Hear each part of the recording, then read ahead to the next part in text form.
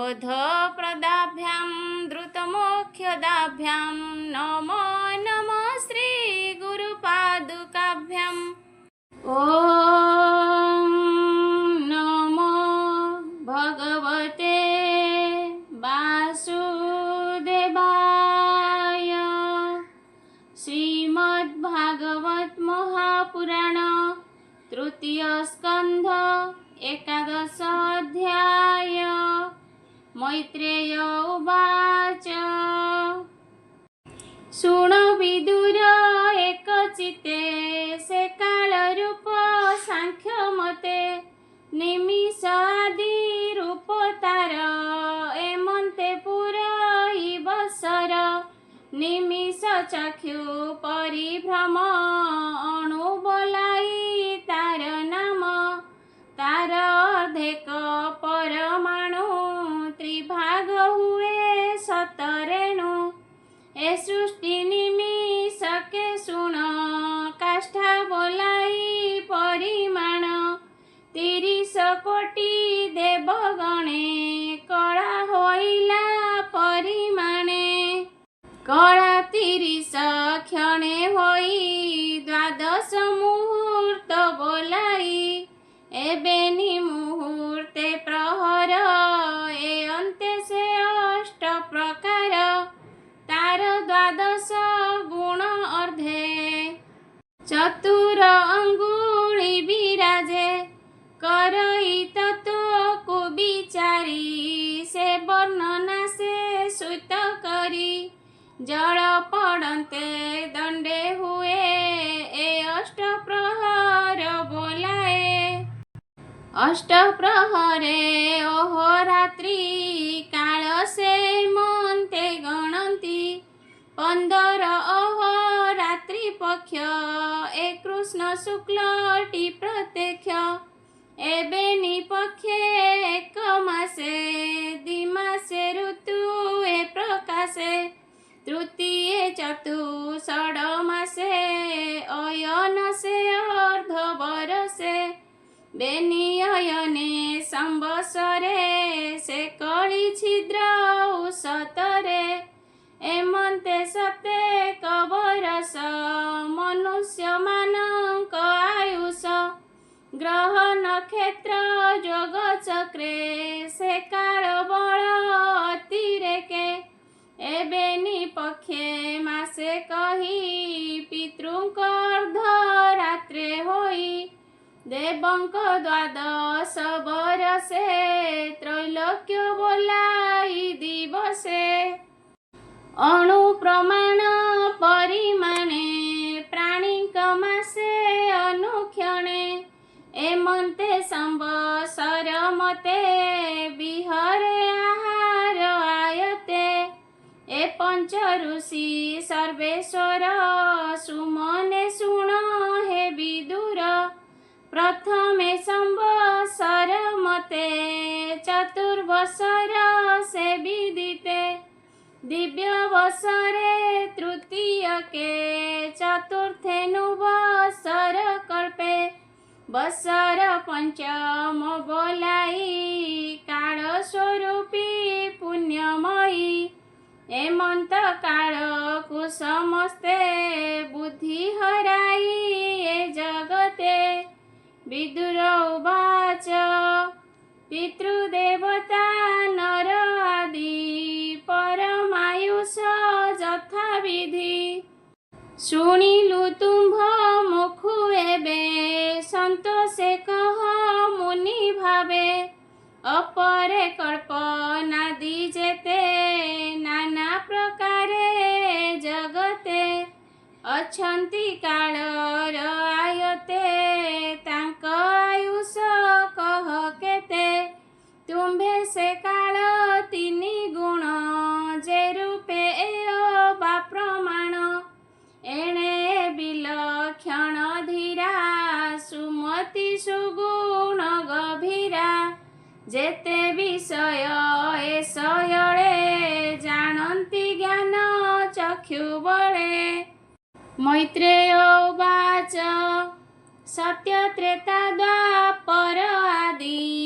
कलिये चतुर्युग विधि देवଙ୍କ द्वादश बरसे ए चारि जुग काल अंशे 4,000 जुग रात्र 3,000 जुग मत द्वापर 1,000 जानी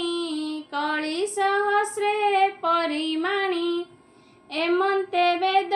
संख्या जेते 12,000 समेते एही प्रकारे सात देई द्विगुणे हाकु मिसाई जुग को मध्य सिद्ध अंशे आयते से काल प्रकाशे एणु से जुग संख्या जान ज्ञानी वचन प्रमाण जे रूपे सेवा धर्म विधि कर्म साधने अनुवादी चतुर्थ द्वितीय तृतीय कली रे एक पाद रहे देवଙ୍କ सहस्र संयोग ब्रह्मा दिवस काल भोग चतुर्दश मनु भोगे ए विधि सर्जना संयोगे मनुर वंशे मनु रात्रे पितृदेवतांक समीपे तिनि भुवने प्राणी जेते भुंजंती कल्प परिजन्ते ए सृष्टि करी तिनि नाम पितृदेवता ऋषि स्थान एमन्ते कल्प परिजन्ते कर्म भुजन्ति प्राणी जेते मन्वादि शरीर संसारे काल क्रीडई ए प्रकारे मायार बळे से विहरे ब्रह्मा दिवस अंत करे निशा आगमे पूर्ण देही मौन व्रते से बसई त्रैलोक्य कंपे ताहा देखी सुज्ञान जीवन उपेक्षी रवि शशांक शून्य गला प्रलय अग्नि प्रकाशिला शंकर षण मुखु आसी अनल तिनि लोकग्रासी प्रचंड अग्नि तेज त्रासे ऋषि थिले जे आकाशे सोलोक छाड़ी अतिरेके बेगे मिलिले नर लोके तक्षणे सप्त सिंधु जले त्रैलोक्य आच्छादिले हेले पवन अणचाश बळे भ्रमीण नाद कले बळे जळे तरल नाद शुणी नाग शयने चक्रपाणी निश्चिन्ते निवृत्ति नयने शयने अनंतर स्थाने संगते केही नाही एके स्तुति करन्ति नर लोके एमन्ते अहोरात्र गणी आगम निगम प्रमाणी ए भावे सतेक बरस ब्रह्मार परम आयुष अर्धेक परार्ध बोलाई जे पूर्व पर भाग दुई पूर्व परार्धे ब्रह्मा नाम शब्द ब्रह्मा अनुपम परार्ध कल्प जेबे हुए से पद्म कल्प नाम बहे विष्णुर नाभि पद्मजात तेणु से पूजे वेद मत द्वितीय कल्प एबे कही सतेक बरस बोलाई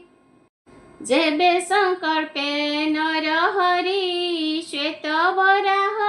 रूप धरी एबे निकल्प ऋषि काल निमिष आदि अंतराल अनादि अव्यक्त महिमा अनंत ईश्वरंक सीमा षोडश प्रकारे संसारे नाना विषय रूप धरे एमन्ते तोष आदि अन्ते 50 कोटि परिजन्ते दश भरण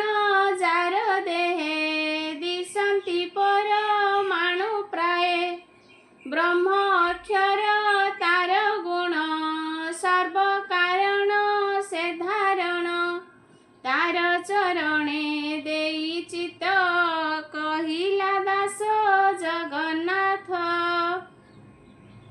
इति श्रीमद्भागवते महापुराणे पारमहंस्यां संहितायां वैयासिक्यां तृतीयस्कन्धे सत्यकाल वर्णने मैत्रेय विदुर संवादे नाम 11 अध्याय। गोविंद हरे गोपाल हरे नटनागर कान्हा श्याम हरे गोविंद हरे गोपाल हरे नटनागर कान्हा